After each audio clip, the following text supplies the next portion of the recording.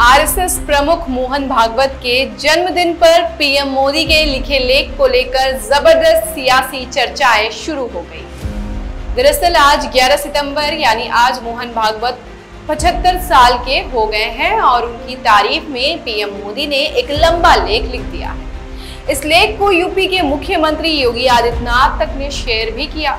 पिछले कई महीनों से पीएम मोदी और आरएसएस चीफ मोहन भागवत से जुड़ी खबरें चर्चा में बनी हुई है। पिछले दिनों मोहन भागवत ने 75 साल में रिटायरमेंट की बात कही तो इसकी खूब चर्चा हुई। हालांकि बाद में मोहन भागवत ने संघ के एक कार्यक्रम में इस बात को दूसरे तरीके से पेश किया और इस पर चल रही अटकलों पर विराम लगाने की कोशिश की। पीएम मोदी ने इस बार लाल किले से स्वतंत्रता दिवस पर दिए गए भाषण में पहले संघ की खूब तारीफ की और अब उनका ये लेख सामने आया है।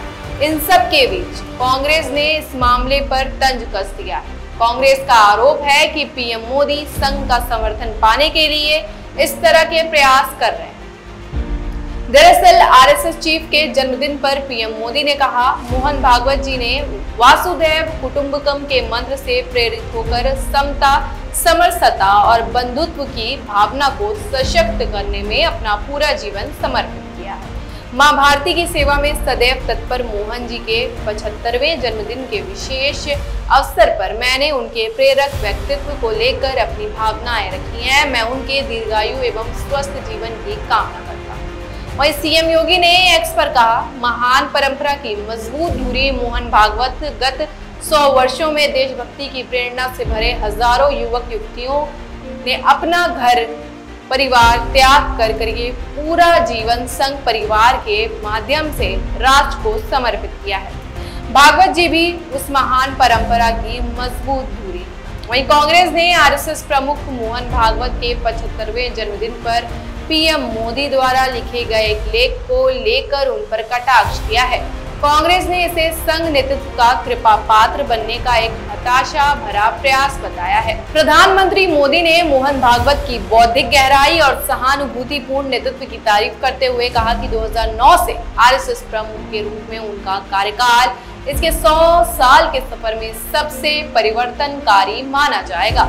इस पर कांग्रेस के संचार मामलों के महासचिव जयराम रमेश ने कहा, पीएम ने आरएसएस नेतृत्व का कृपा पात्र बनने के लिए आज मोहन भागवत के 75वें जन्मदिन पर एक अति उत्कृष्ट श्रद्धांजलि लिखी।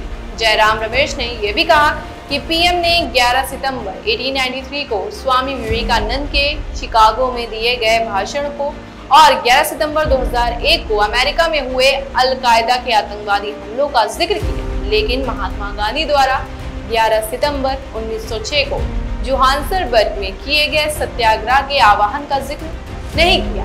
रमेश ने कहा कि ये वही दिन था जब दुनिया ने पहली बार इस क्रांतिकारी विचार के बारे में सुना था। जयराम रमेश ने सोशल मीडिया प्लेटफॉर्म एक्स पर कहा कि यह उम्मीद करना बहुत ज्यादा है कि पीएम को सत्याग्रह की उत्पत्ति याद होगी, क्योंकि सत्य शब्द ही उनके लिए अजनबी है। उन्होंने आगे कटाक्ष करते हुए कहा, प्रधानमंत्री जो खुद को नॉन बायोलॉजिकल बताते हैं, उनके प्रवचन ऐसे लगते हैं जैसे वो गोड्स। ऐसे ही तमाम खबरों के लिए बने रहिए हमारे साथ। चैनल पर नए हैं तो चैनल को सब्सक्राइब करना ना भूलें और देखते रहिए भारत की बात। तो अपने एवं अपने परिवार के बेहतर स्वास्थ्य के लिए परम मल्टी स्पेशलिटी हॉस्पिटल आइए, क्योंकि आपका जीवन अनमोल है। परम मल्टी स्पेशलिटी हॉस्पिटल, विजयंत खंड, गोमती नगर, लखनऊ।